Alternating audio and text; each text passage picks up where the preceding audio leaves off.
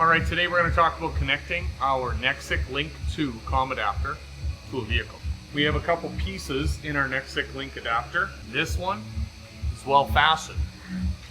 So clip dealy down here, that's to hold the cable in place. That's a good thing. We want to keep it there. That is the cable for the USB A type. So it's your little square one. It's not USB-C. If you find that it's not connecting when you connect with this cable to your computer, move that around on the side of your computer to different ports, and it may be having a problem with the port on your computer. But either way, this is your USB cable that's going to go on the bottom side of your Nexus Link 2. These adapters, see that this one's red? Maybe you've never seen a red one before. That's okay. That's probably because you don't use it. And if you're in a commercial truck and you've never worked on an automotive vehicle, you probably never would have seen this one connected, because this one is the OBD2 connector. Similar connectors, at least the bottom side, so they're a parallel connector. So this one's OBD2. This one is your J1939 connector right there. You see how it's got a 9-pin? If you have a newer Nexus, you may actually have one of these 1939 that have two tails on it. One is a high speed and one is a low speed. This is an older cable set, but still good. I see it's still got the same parallel connector on the end there, but it has two tails here. One of them is your SAE 6-pin connector, and the other one is your traditional 1939 9-pin connector. This tail is really good for older vehicles, late 90s vehicles, that really only had ABS connected or electronically controlled. So if it's a mechanical fuel engine, mechanical shift transmission, airlock for the diffs, then likely you only had ABS.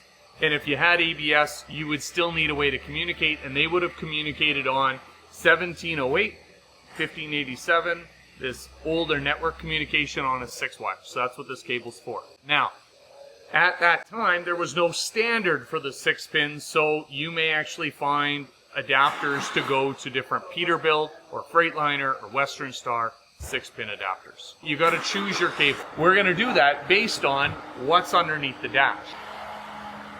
We're going to look for that connector right there. So we can see it's got 3, 6, 9 pins.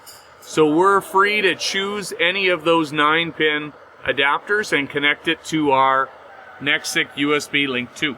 So I'm just going to choose to use this 9-pin connector because it's simpler. And we simply fit the male and female connectors together without smashing them together so you don't bend the pins. And you simply screw them in. Now it is important for you to screw them in, because if you install this and then you move the cables around, move the COM adapter, and this connector pops out, you'll lose communication with whatever you're doing. Then you're going to get a strange, unable to communicate issue. So now that we've got the USB Link 2 connected to the right dongle, now we're ready to install it underneath the dash. Now they are keyed. You can see from the pattern on the 9-pin, they are keyed to have an L shape, and there is a mating L shape on this connector. Alright, so all you do is simply push them up against each other, and you can rotate it until you get it in the right position. I got it in the first time. Yay! Alright, that's fantastic. Alright, so we want to take this USB adapter, and we want to go and find, it'll be the one with the USB symbol on it. There we go. And the blue ones mean we're at a high speed, so stick it in there. So you'll know you're properly connected when you have power going to the COM adapter. Now, I won't have communication yet because I do not have key power turned on. Should be good to go.